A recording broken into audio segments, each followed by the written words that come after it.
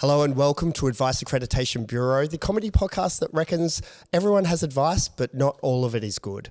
My name is Andy Prokopis, and today I'm joined by a relatively new girl dad, a self-proclaimed upbeat autistic comedian who is filming his show at the Vanguard in June.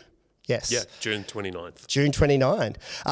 Please welcome Sam Wade. Thank you so much for having me. It's lovely. It's lovely to see you. It's lovely to see you, mate. It's been a while. Well, I mean, I had a kid. You had a kid? Yeah, so I'm not allowed. It's not that I'm not allowed out of the house. It's just that I'm very good at putting her to sleep. Yeah, got it. And because my wife, Irene, she earns from doing like cabaret and burlesque and musical comedy and that sort of thing. Got it. It's just better for her to be out of the house at night. Yeah. So, yeah.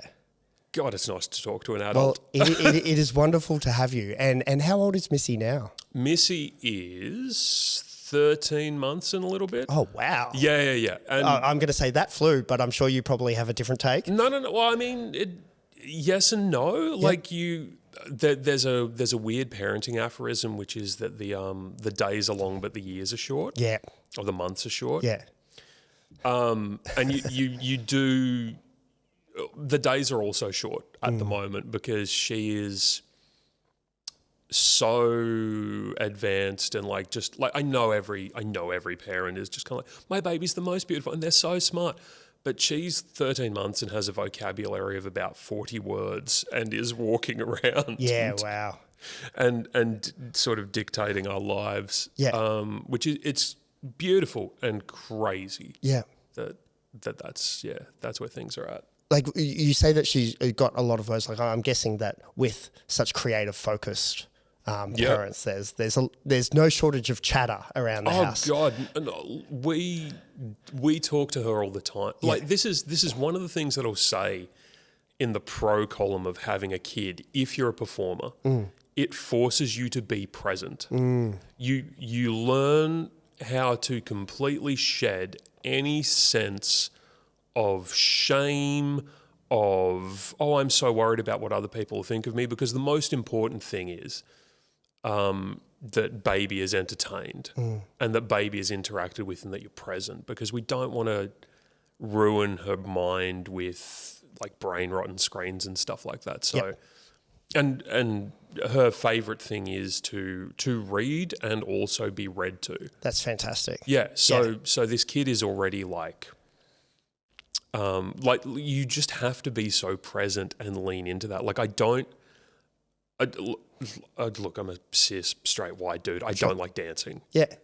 I will dance so much for my baby if it helps put her to sleep.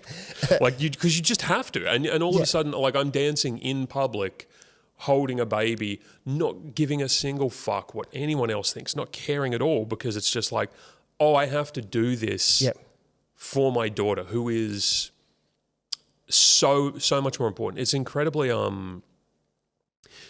clarifying because all of the things that you thought were important, that you put so much like, I've got to spend all of this time thinking about going out and how people perceive me and whether or not I'm up to date on this and all that sort of thing. You snip all that shit away. Totally. And you're just like, no, I've got to focus on being a good dad. I've got to be healthy. I've got to be more financially responsible. I've got to be, it's mainly those two. I'd say well rested. That helps. Well, it comes down to, it really narrows the focus on the things that are important. Absolutely. Yeah. Because you don't. It's so much easier to say no to things when you have a baby. Yeah. Because it's just kind of like, I don't want to do that. I've got a baby. I can't do that. Yeah. Can't do that. Like the amount of family events and things like that, if something comes up, I'm just like, I gotta leave early because I gotta go put Missy to sleep. So it was a lovely wedding and my parents were looking after Missy while we enjoyed it. But I also was like, the dancing's about to start. I got to get home. You've got all these new moves, mate. Yeah, I know. But it's very difficult to bring the baby dad dance moves out on a wedding dance floor, at a Greek wedding as well, because it's all circles. Yeah. It's a circle-based culture. It's all circles. It is. Every dance is hold someone else's hand. It's a fascinating thing as someone that has not grown up dancing. I say grown up dancing. I remember learning the Pride of Erin waltz at school. The Macarena was exceptionally traumatic because everyone knew the words. Everyone knew the moves, and I didn't. Yeah. I don't have that speed in physical processing and coordination. How do you go with the nut bush? No, can't do the nut bush is completely out of the question for me. I see a group of people doing the nut bush and I'm like, I'm far more of the guy to be chatting in the corner to people. Like I'm setting up a safe corner for the other autistic people. I'm like, come on in, we'll talk about your problems, it's fine. Yeah, great.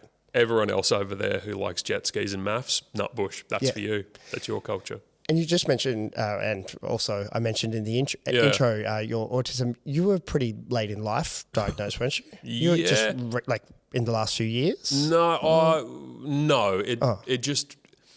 It's the last few years where I'm certainly talking about it more. Got it. But some of that's also just because I'm doing more public talking. Yep. Full stop. I got diagnosed when I was 26. Okay.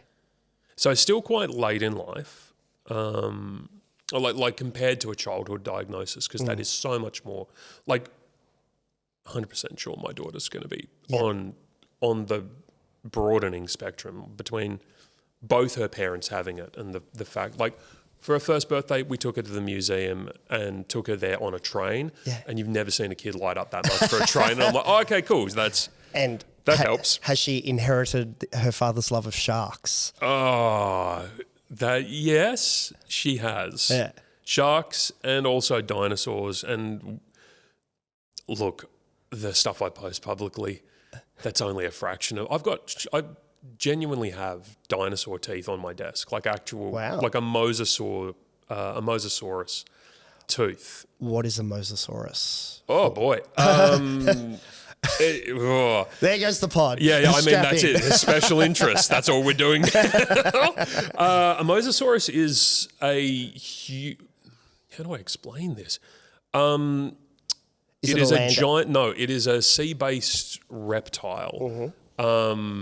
So they vary in size. Jurassic Park and World and blah blah blah. The Jurassic series depicts them as much larger than they are, but they are still one of the largest, most terrifying creatures that you can kind of run into in the water at any point in time. I've been to in the water. Okay. Yeah, in the water. I was going to say I've been to some pretty gnarly open mics. Yeah. No, look, I mean, an open mic comedian versus mosasaurus is where would you rather be? That's the man versus bear of the day, isn't it? No, and that huge teeth. I've also got a megalodon tooth as well. Awesome. So, again, the biggest shark that has ever existed. Like, it is a special interest, and yes, I am. My daughter is that's one of the joys as well, is that for all of the shit times of having a baby, right? I am so looking forward to her growing up and being like, what's your special interest? What can I get into? What can treat? I hate babies. They're just shit creatures. They're not for me. Yeah. I don't see her as a baby. I've never treated her as a baby. I'm just like, oh, you're a tiny person with high access needs. Yep. And all I have to do is show up and be like, I'm just going to talk to you. It's one of the reasons why she's so hyperlexic is because we don't baby talk her. Yeah, great. And like this morning, Irene was just like, what do you want for breakfast? And she went, eggs. Awesome. And it's like, oh, okay, cool. Yeah, Well, that makes that easy. It's not goo goo gaga. It's not num num num. It's she wants eggs. Yeah. We'll cook some eggs. Awesome. Do you want ham? Ham. Yep. Great. Done.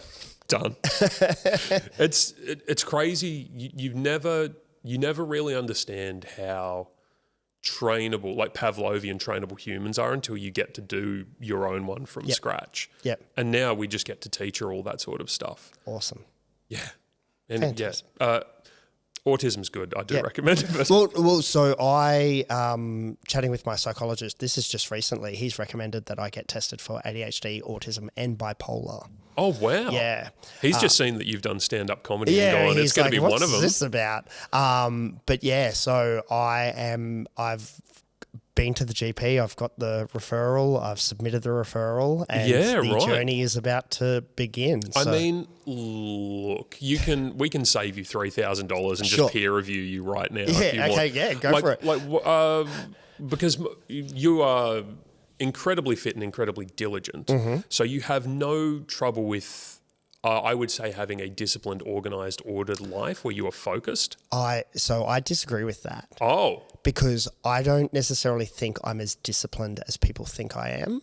I have built incredible habits. Like, it is easier for me to get up and go to the gym than it is for someone who is starting to go to the gym. And the habits, if I don't go to the gym, I don't get to see my friends because I go to group fitness classes. Yeah, right. And so that's a social element that I miss out on. However, obviously this is quite stereotypical. I need headphones. Like, I'm so orally sensitive that if there's if we're watching TV and my boyfriend might watch, he doesn't do it now because he knows because he knows that's a trigger. He knows it's a trigger. Yeah. But if someone was to be on the couch and watch a TikTok and there's that cross stream, it sends me into a spiral. Do you have misophonia as well? What's that? So someone chewing loudly near you is like nails on a chalkboard. No, that's fine. Okay, cool. Yep. Cool. Just common it's not, I don't want to call them comorbidities, but that's the only word that I can think of right now. Do you find that you have injuries around your joints more frequently than I would say other people? Yes. Okay, cool. That is also that's a co. Yeah. Like, yeah. So people that are neurodivergent tend to have a level of loose connective tissue in and around their joints. You'll probably be mitigating that by being just a rig of a human being. Like, the more strength exercises you do, you get to compensate around that. Sure. Tense jaw? Sorry? Do you have a really tense jaw? Yeah. Yeah, okay, cool. Yeah. That's also, that feeds into the loose connective tissue. And watching, like, I have watched myself back more than I ever have since starting this podcast. Yeah. And I can see that my jaw only has a limited, like, how I talk, it only has limited motion. Yeah. Yeah, so you've got a lower range of motion because of that. Okay, cool. Yeah, look, see, that's the thing, is that it's so easy to start pigeonholing people based on whether or not you've got hyperfocus or special interest or that sort of thing. And so you can just be passionate about stuff. Yep. That's not as, it's not as, for me, telling as that. The most telling one is that you do stand up because you have, you are getting dopamine from a situation which neurotypical people probably wouldn't. Yeah. Because it's stressful, it's late at night, it's scary. There's so much work for a pitiful reward.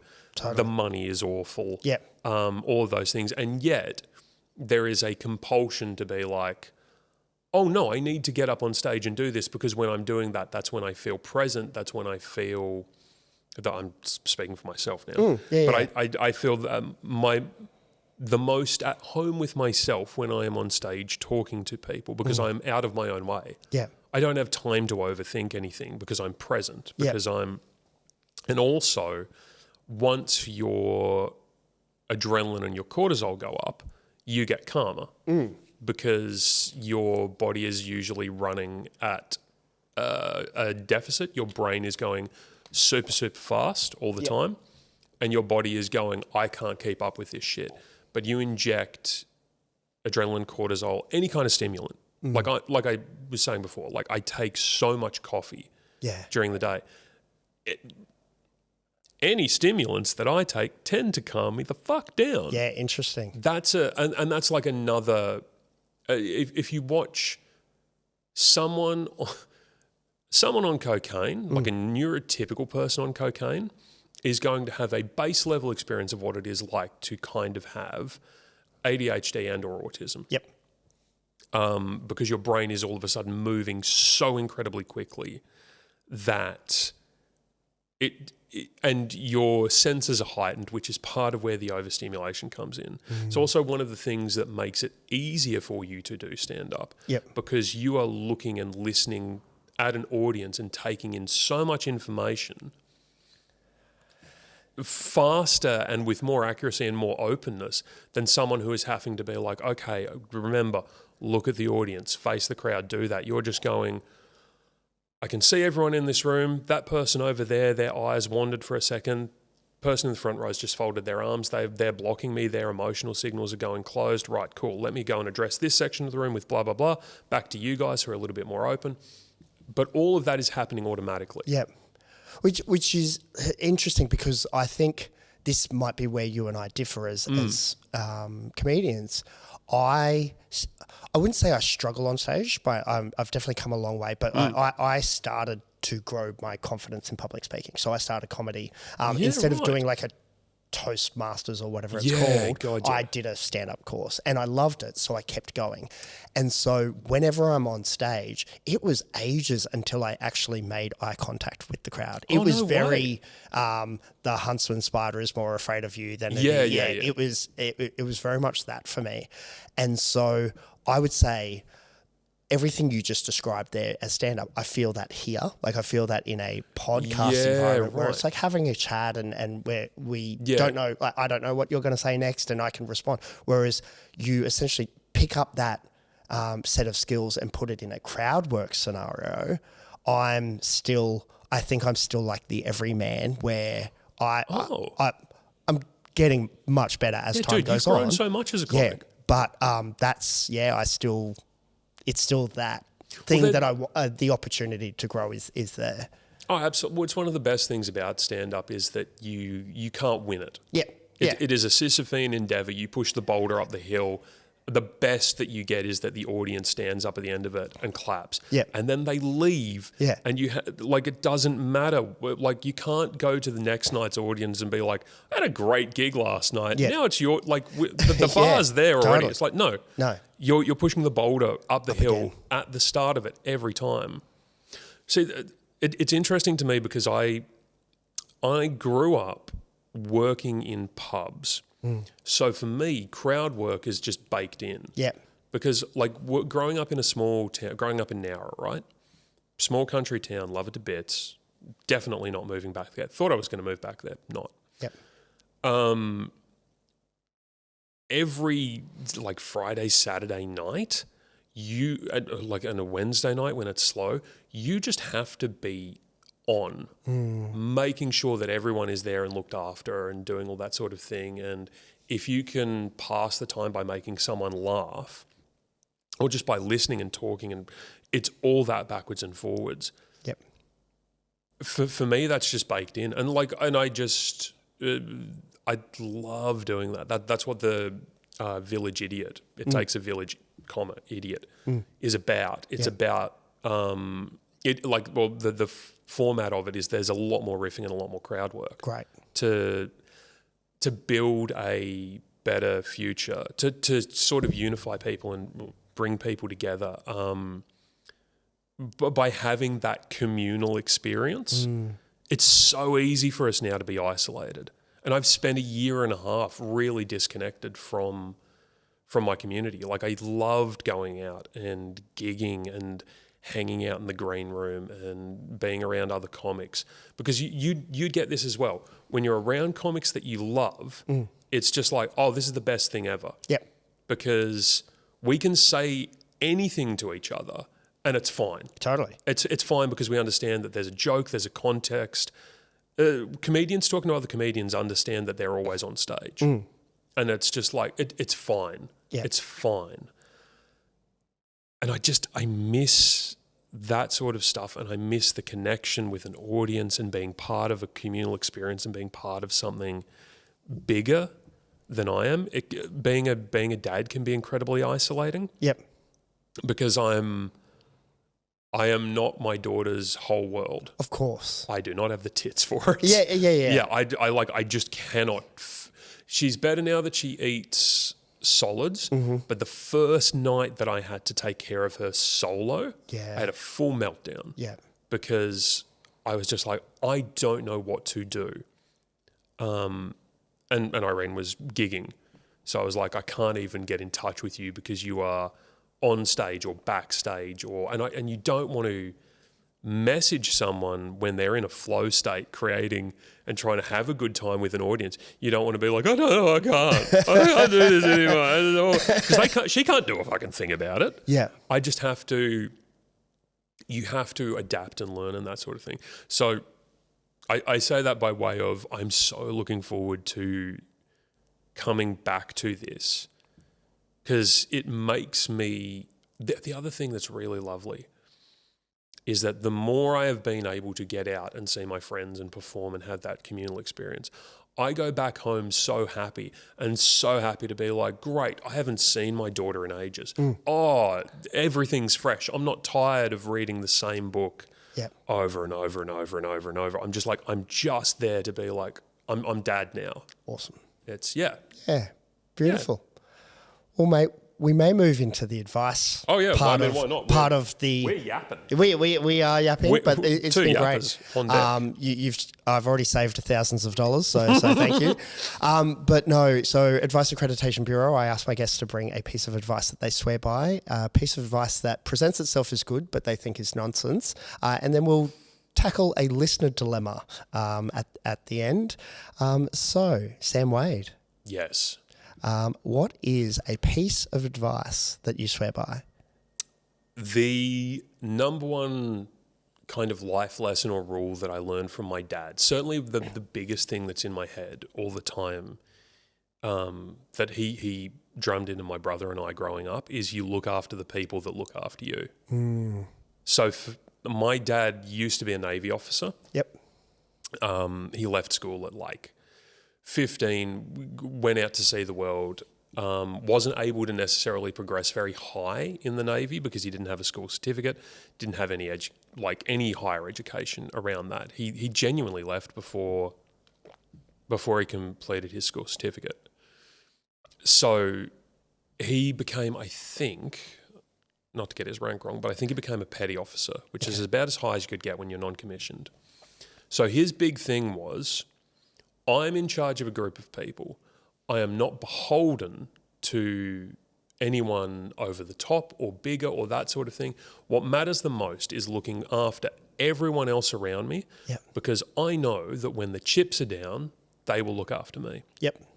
And so that's how my brother and I grew up. And that is, I cannot begin to tell you how much that pays dividends in a way that you really can't see coming. It's genuinely that idea of you planting a tree whose shade I will never know. Yep. Because I like to think of myself, and the way that I try and approach the world is with a level of, I want to be kind, and if a friend asks for help, you help them, right? Without the necessary expectation that this is a transaction, but just as that's the right thing that you do. You look after the people that look after you. So when Missy was born, all of a sudden I had people coming out of the woodwork being like, what can we do? What can we do to help you? Here, you sound like you're struggling. I got postpartum depression about 3 days in to having a baby. That's how much of a feminist I am. I took it off my wife. I was like, no, that's not for you. I'll have this one. You've got But I did have that. I was in a really dark place, and I was just able to reach out to people. Yep. And they were like, no, we've got you. Don't worry about it. We'll catch you. Yeah. And then you see that through the rest of what you do. It's so, for me, it's so prevalent in the comedy scene. In the bit of the comedy scene that I'm inhabiting, we all turn up and we look after each other. I'm going to, I was listening to Bowden's episode yesterday in preparation for this. I absolutely love the dude. Genuinely one of my favourite people. And one of the first things that he said to me when I met him was, comedy is like the most discreet team sport that you've ever seen. A good lineup show is everyone working towards the same goal of the whole night has to be good. And some people will go off and they'll go rogue and they want to be messy and just that's their thing. Sure. But for the rest of us, we're all going, that's awesome. I love what you're doing. How can I help you promote your show? How can I not cynically, like, how can I help? How can I turn up and do that sort of thing? And I think that's where it is at its best. And turning up and helping people in that way is a better way to live. And that little kernel sort of grew into this idea for me about, it's called pragmatic benevolence. Okay. So pragmatic benevolence is the idea that it is incredibly selfish of me to want you to have the best life that you can. My ego is satisfied by you having the best life that you can because the world is not a zero-sum game. We don't, you and I work in an economy of ideas. We don't just live in a, I mean, there are so much stuff about finite resources and we're not going to go into that climate change spiral right now. But in terms of where a lot of the modern economy is, so much of that is a not zero sum, but it's a positive sum game. Right. So you having the best life that you can have means that there is more good in the world. If there's more good in the world, there's more likelihood that I will have good in the world. So wanting that for you and helping you achieve that helps me, which is also a much kinder way to live. You kind of do away with, you don't do away with envy, but you get rid of jealousy. Totally. You get to, like, I always end up telling the story when I talk about this. Sam Taunton, great comedian, genuinely lovely guy. He was in the year below me in high school. My dream was to be a stand-up comedian since I was 6. Wow. He became a much more successful comedian than I am. Yeah. He's a year younger. My mum taught him in school. The dream that I want came to my town and missed me by one Sam. Yeah. Which is fucking insane. Yeah. And I couldn't be happier for him. I couldn't be happier for his decisions because he's just a genuinely lovely guy. When he found out that I'd started comedy, he reached out and said, how can I help? Yeah. How can I give you advice? How can I, and in those, you know how it is in those early days where you're just like, oh my God, I've done this thing. I don't know what to do with it or where to go. Having someone who's further along than you going, don't worry, let me just give you a little bit of a lay of the landscape, a little bit of advice. I can't open every door for you. Yep. But a little bit of that. And it's just like, I have no jealousy about what other people are doing. Yeah. Because ultimately, the more good comedians that there are, pardon me, the more good comedians that there are out there, the more people that there are enjoying good comedy. Totally. The more people that are enjoying good comedy, you can't be at every gig. You can't be at every gig. And I think that's probably, like, I absolutely agree with this advice. But my one note, and it's a personal note, it's something, it's something that I'm struggling at the moment, particularly being whenever comedy festivals pop up and you've got every single one of your mate putting on a show. Yep. You can't go to every gig. No. And so it's, and how do you signal to someone who you cared, like even to the point of promoting shows? I put out a post of here is a bunch of shows that I think people should go and see. I absolutely missed people off that accidentally. And I'm like, and went into a bit of a spiral going, oh, well, aren't I a No, you're not a bad person. but it's, I want to do good. I want to support those people. I want to help them in any way, shape or form that I can. Sure. So I don't know whether that's necessarily connected to what you're saying but I think there needs to be a self-kindness that you can't actually help everyone. Well, you look after the people that look after you. There is a level of reciprocity to that. Sure. And I mean, look, this is the podcast for it. Yeah. And I promise this isn't just a platitude, but you can't give from an empty cup. Sure. And it is not your responsibility to take that on and try and burn yourself out promoting everyone else and then leaving yourself. Okay. Look, I mean, let's open that can of worms. Did you have a religious upbringing? Yeah. Oh, it's Catholic guilt. Absolutely. Yeah, okay. Yeah, if it's Catholic guilt. Yeah. Here's the problem with martyrs. Yeah. They fucking die, dude. Yeah. They're no use to anyone once they're dead. Yeah. There's a Russian proverb which is pity the country that has no heroes. No, pity the country that needs them. You do not need to be that hero. Sure. You do not need to you what you have done to people that you care about is above and beyond what so many other people would do. Yeah.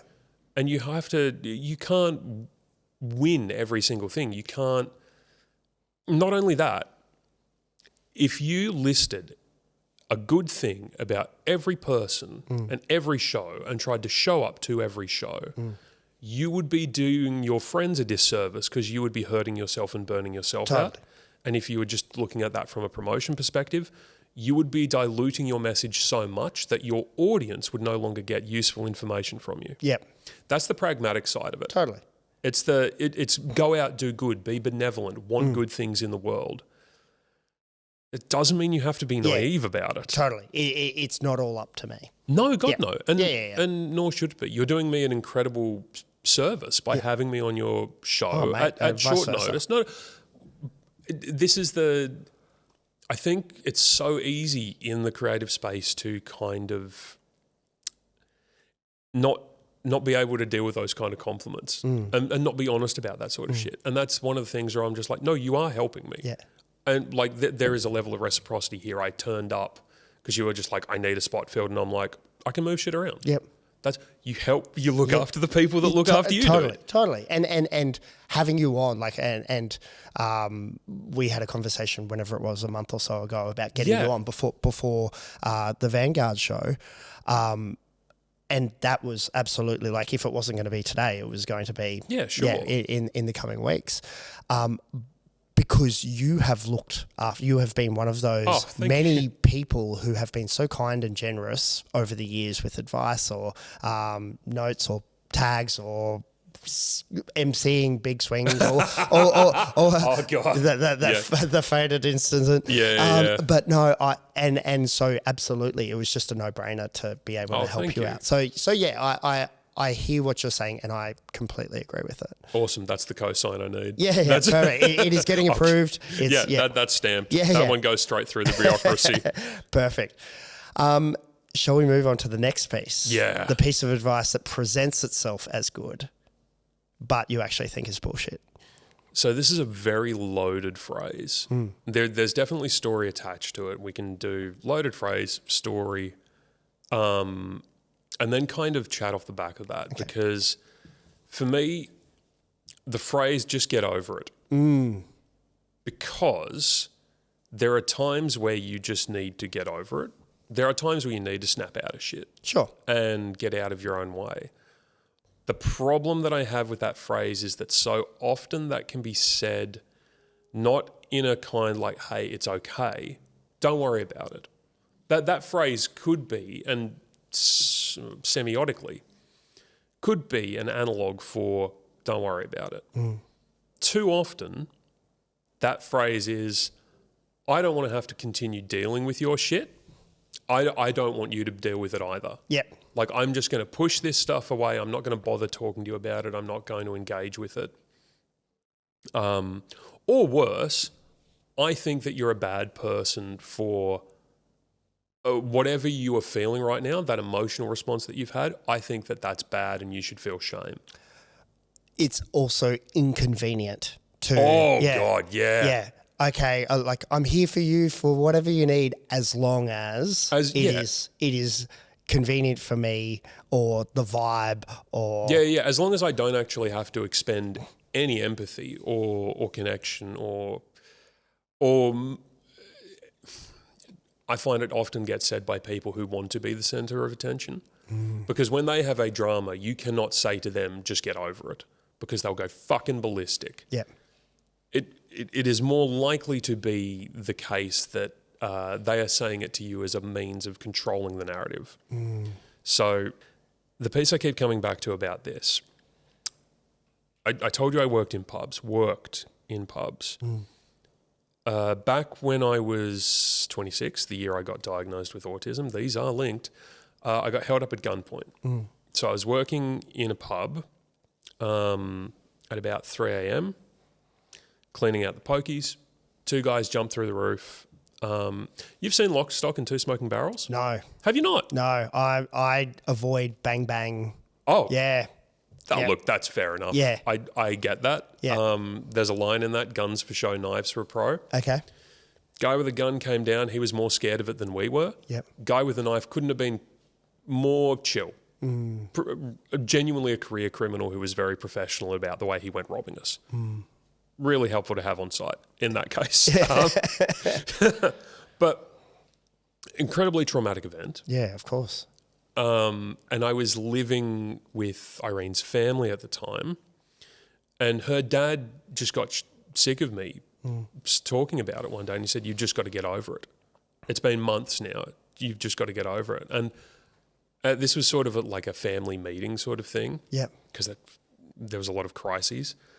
And I just remember Irene holding my hand because she was just like, "No, don't destroy him. Don't punch on right now." Because it is so incredibly dismissive of whatever your emotions are your emotions. You don't get to say to someone else, "You're feeling things wrong." Yeah. Because it's your fucking, it's how you've responded. Totally. And that's not based around a conscious, rational effort to be like, "I'm not going to be sad today."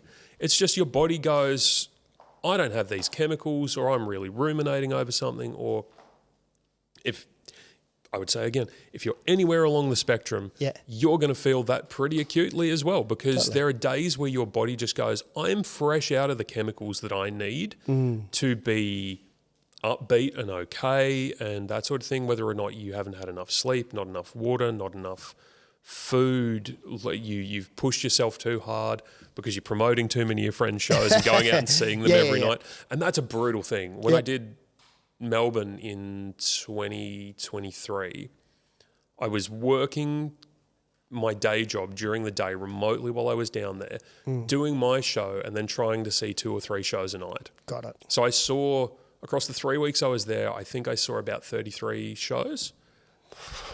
Wow. Yeah. Like just on trams or just running backwards and forwards between venues, along with doing my own. And then working during the day. And during the day, we couldn't sleep, couldn't even nap, because the Airbnb we were in, the person living above it were renovating their kitchen. Wow. So it was just a nightmare. Yeah. And again, big crash off the back of that, you get really, really depressed. And it's not because you're bad or you're feeling sad about something. It's just that your body is going, "I don't have the happy chemicals anymore, dude." Yep. And there is no saying of "just get over it" that fixes that. Yep. That doesn't. It is just such a facile piece of advice based on someone else feeling as though whatever your boundaries are, don't want a bar of them and I'm going to impose mine. Totally. Well, I was a manager for quite some time, and something that we got taught in management training was always present.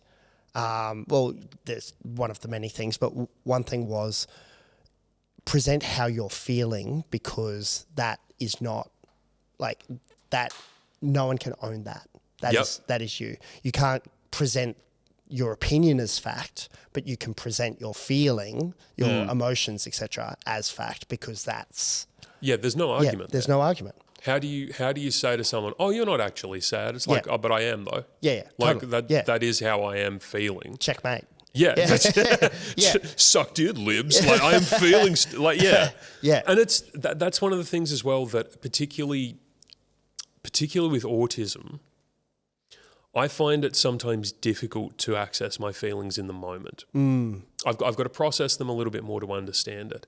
One of the worst things that can happen to me is something will happen and someone will say, "Oh, don't worry about it," or "Don't be sad," or "Don't be angry," and I'll go, "I didn't know that I was meant to be angry right now. I didn't know I was meant to be sad right now. But I'm now hearing that might be a way to respond," and then my body goes, "Should we feel sad? Should we feel angry? How do we do that? What emotion do you want to latch onto?" And anger is usually the easiest emotion to. It's like a lightning rod because it's a very simple, uncomplicated emotion. Yeah. It's just easy to be like, oh, I'm angry now. Yeah. I'm angry about this. And once your body is down that chemical process. Totally. Detaching the frontal lobe. Yeah. No more thinky bit. It's just angry lizard brain that is it's something that I've genuinely have been scared of and have had great chats with my therapist about, because there's a lot of dad chat across this episode, right? Yeah. My mum's dad, also military, also autistic. I mean, they didn't call it autism back in those days. Sure. It was just different. Yeah. Avril was his name. Weird name, like, because you just think of Avril Lavigne. Yeah, of course. My grandfather, Avril Lavigne. Yeah. He was a World War II fighter pilot. Okay. Like genuine war hero. Yeah. Real piece of shit at home, right? But his autism manifested. If he didn't like you, if you'd pissed him off, he would look at you and use the analytical part of, I can just break down situations and process things. He'd be like, this is the one thing that you really don't like about yourself, and I'm just going to press that button until you break. And that was his thing, right? Which I know I can do that. I know that I have the ability to do that. It's one of the things that is really helpful for comedy. Choosing not to do that choosing not to do that can be really exhausting if you're so terrified of it that you consistently turn up and go, I spent so long with my daughter being like, I can't be angry around her. I can't be angry. I can't do that, because if I go down that path, I'm like my grandfather and he was a piece of shit and I don't like him and we don't want to be like that. Yep. As it is, though, anger is just an emotion. Yeah. And it's neither good nor bad. It just is. Yep. And there are times when being angry is really useful and good, and it has protected my daughter. And there are times when being angry has hurt my daughter. Yep. Actually understanding that, you have a choice in this, and that you can just emotionally, the way you respond to something and the way that you approach it, it is your choice, and also kind of not your choice depending on how the chemicals start up and how that goes. But the kindness that you can bring to yourself, because I guess I'm trying to get back to the idea of you just can't get over something that way. There is no magical shut-off thing. That the being held up at gunpoint trauma. Oh. You don't get to Flick a switch. No, and you don't 12 years of therapy now. You don't get to be like, I'm healed. Yeah. Sick one. Don't feel any bad anymore. Yep. You just have to kind of incorporate.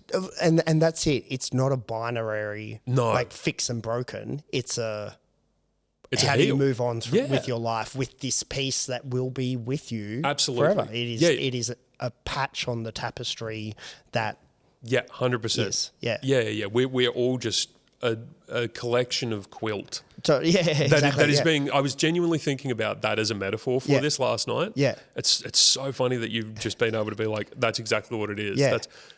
See, empathy right there. We're just vibing. Yeah, we're just we're just vibing. Two neurodivergence, just being like, we've synced up. Yeah, we're in lockstep.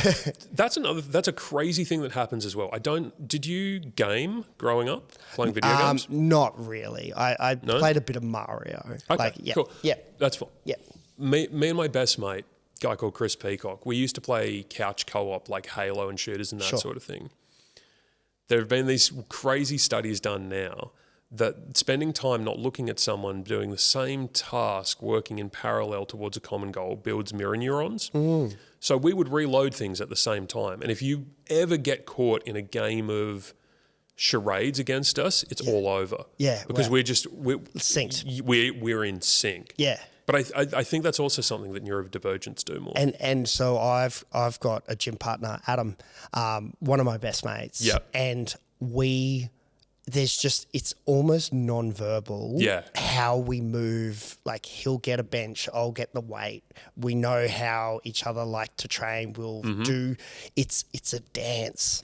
Yeah. And I can, he's been away for a few weeks, and I can tell, like whenever I train with someone else, it's kind of a bit clumsy. It's kind of, I know exactly what you're talking about. Yeah. So that building of mirror neurons across stuff. And again, that's why I think like a good lineup of comics just syncs up like that. And they're all in step working on the same goal. But anyway. Yeah. Just get over it. Shit advice. No, it is shit advice. And with shit advice, we throw it in the bin. Yeah, so get rid of it. Gone. Can't ever actually say that again. Yeah, can't actually We'll both come over to your house and bash you. You say it once, you just get over it. And we're like... So now is the time where I'm going to ask you for some advice on a listener dilemma. Mm-hmm. And Liam has written in. Liam. So, my friend has just become sober. It's not like he had a problem, he's just decided to stop, and he's starting to judge the rest of us for drinking and partying. I want to support him on his decision, but at the same time, I don't like feeling lesser than. What should I do? Oh, shit. You see, this is why I wanted to not know this ahead of time, so I couldn't come up with a really healed answer. Because there's part of me that was just like, yeah, fuck that guy. Like, that is... My gut response to that is Liam, whoever your friend is feeling an incredible amount of shame and a lot of grief at their own identity being different from what it is. And the fact that you are showing a previous version of who that person is to them by going out and having fun and having a better relationship with whatever the substance is. I absolutely understand why they're so angry and so upset. However, they're still trying to impose... This is the just get over it thing again. Because this is someone who is trying so desperately to assert their own values and structure on you. And again, my gut is just saying that is out of shame and anger at not feeling as though... Like, there's jealousy to that. Sure. Like, you know, like... Fuck, I mean, when was the last time you had a carb? You're such a rip dude. Like, I made a pizza before I came here and ate that. I love pizza. Okay. But no, so I'm wheat intolerant. So it limits the amount of like stuff that I can eat. You're like celiac? Not celiac, just wheat intolerant. Okay, cool. So not gluten. And not anaphylactic or anything like that. Yeah, wonderful. Okay, just messes you up so that you're not... Just messes me up. And I discovered this at a time where gluten-free bread and pasta and stuff was shit. So I just cut it out. And only recently has it started to become good. And so it's more of a treat for me than a staple, if that makes sense. Yeah, right. I was going to say, because that... You're just one of the most ripped people in the comedy scene. Well, you do, you laugh, but it's like both of your pecs are just fucking going up and down while you giggle. Yeah, so I do have, like, my disadvantage is my advantage. Well, I mean, if I was eating like a bun in front of you and you were attacking me for that, for like, and being like, hey, you know, that stuff's poisonous, your gut's not really used to digesting it, and blah, blah, blah, blah, blah. That would be you asserting your boundaries over the top of me. And probably, I assume, from a place of, I can't have that, therefore no one should have that. Sure. I would argue that, because it's also the sort of thing, I mean, this is, at the moment, we're at just defining what the problem is. I've not actually given any advice on how to deal with that. I've given my standpoint about how I feel about that. If we're defining that problem as what my gut is saying, which is Liam's friend, can we give them a name? John. Sober John is jealous and has shame that they're trying to put onto Liam. That's what the problem is. You still want it, Liam. You still want to be able to support them, but you are not in a position, like you're being attacked for it. I mean, shit. Look, my advice for that sort of thing is just to be really direct and to just be really clear and go, hey, I want to support you with this, and I can see that you are healthier, but those are your choices. And when you are saying when you are saying hurtful things to me or judging me for my choices, you're pushing me away and you're making it harder for me to support you. Because I think that a lot of people who do that, whenever there is that shame or that judgment or that sort of thing, they are so scared of people leaving them. Yeah. God, I've seen so much of this just thinking about this. Different performers will have done that across time where they get really catty or jealous, or they're like, I can't believe you're on that show, or I can't believe, have you heard the drama of that sort of thing? And all they want to do is talk about the drama. Yep. And at the end of the day, like, this is a job. Yeah, it's a gig. Totally. And it should be good. It should be a good, positive work experience, right? So if you've got someone consistently going negative, negative, negative, negative, negative, and you're like, I'm trying to support you through this, which sounds like a difficult time, but it really is a self-fulfilling prophecy where they are pushed, the thing that they are so scared of is being excluded. Yep. That they are now excluding everyone else. And I would argue that comes back to them going, I want to have a level of control. Sure. I would say, like, I agree with all of that. The one step is, and we don't have the answer to this, is, are you certain that he is judging you? Or is Liam feeling something in his head is the shame that he has about his behaviours with alcohol or whatever, that he's kind of like projecting his guilt on Liam. Oh shit. And whereas Liam hasn't even thought of that. Yeah. So I would say John, that John's not thinking about that at all. John probably hasn't even thought of that. So I reckon there's a tick box just to kind of be cross-checked, going, and maybe John is going, oh, you shouldn't be drinking. We don't know that. But if that is the case, I think, hey, when you say that, it makes me feel XYZ. So this is that management training coming in there, because you're just like, well, actually, let's get both sides of this story clearly. I have come in very like hard on the side of Liam, being like, yeah, fuck John, we're a real piece of shit. But then there's the other thing. Let's just say John is guilty of all of these things and putting the pressure on his group of friends. The other thing that is fresh in my mind from a different circumstance is quitting drinking isn't just not drinking. Yeah. It brings along a whole lot of, like, you need to rewrite your contracts with your friends. Like people who you would go to the pub with, go to clubs with, and you're not going to put yourself in those. If you want to keep them in your life, what does that friendship look like? Oh God. Yeah, look, that is a much more nuanced take, and you're spot on. Like it is difficult to drink at the moment being a dad. Sure. Especially because we co-sleep. So I can't be drunk, I can't be high, I can't do anything like that, because the risk of rolling over and squashing a kid. I mean, I doubt it. She's so loud. I'd know.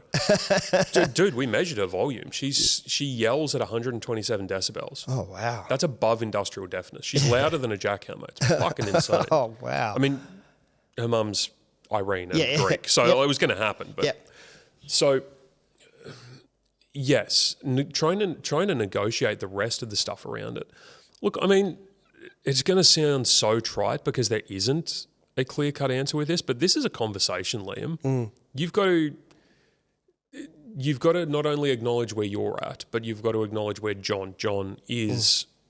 John Glover, great, done. It's John Glover now. As if John Glover's not drinking. As if John Glover's pulling up and being like, I'm serving our bitches. Hey, man. To be fair, he did have a bit of a stint. Cali sober. Really? Yeah. Wow. Yeah. But Liam, it's a conversation. And Liam, you do have to. You do have to acknowledge so many more of the moving pieces. And if it's so easy to, in a friendship in particular, when someone is behaving in a way that you don't like and you feel under threat or you feel attacked, to just withdraw. And I've been in that situation so many times where people have either had problems for me or I've had problems with people. It's so much easier to withdraw and say nothing and just ghost and let it kind of wither on the vine. Fuck it. That's cowardly. I would do the courageous thing, which is to actually say, let's talk about this because I respect you enough to be okay with you having a different opinion from me. Yep. Great.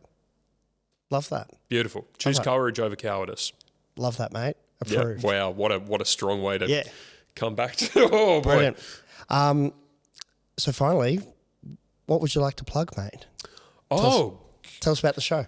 Yeah, so I'm doing It Takes a Village Idiot, which is my riff hour, which I'm filming at the Vanguard on the 29th of June. It's a Monday night, which is just so much easier for a parent and or parents. You don't have to compete with babysitters. Yep. You don't it's not a high value babysitter night. Yep, great. That I'm really, really excited for. I'm filming it because I want to be able to get material and I want to be able to launch and come back to this because it's comedy and being in the scene is such a process, and restarting after having a kid, I feel like I'm coming to it with I'm a different person. Yeah, of course. Than when I did my last hour, which I want to revisit at some point, but I'm a different person. So there's that. I've got Not Another Panel show as well on the 6th of August, which is a great little game show, more riff stuff. Nice. But I'm coming back to that. Follow me on Instagram. Yep. And hit us with your handle. it's at Wade as a verb _. The underscore is important. The other guy is a travel writer. Okay, great. That is Excellent. you don't want to confuse those things. Because I was going to say I've never had a problem with people who I don't know reaching out to me and asking me stuff and just like having a chat. Yep. At the moment, though, that's really difficult to answer because of the baby. Sure, So of course. I'm a little bit more protective about being like, hey, just send me a DM. I'm like, Yep. actually. Yep. Send it, just understand. Send Yep. it, but understand that I may never look at it because, and that's not a personal thing. Yep. That is just old Samuel's so tired. Brilliant. Well, mate, thank you so much for taking the time out. Oh, I mate, really thank you for appreciate having me. This has been a gorgeous chat. Yeah. Before we finish, your eyelashes are incredible. Oh, thank you. You're not the first person to have Today? No, not today. Just throughout life, I will. Yeah, I can see that. My eyelashes get a lot of comments. I bet they do. Yeah. I bet they do. I'm so glad. I'm glad to have added to the list of people who are going. By the way, it's a pretty good birth defect. It's not a birth defect. Yeah, No, we'll start at the pot again. We won't. Let's end it. Let's end it now. Thank you very much, mate. My pleasure, mate. Cheers.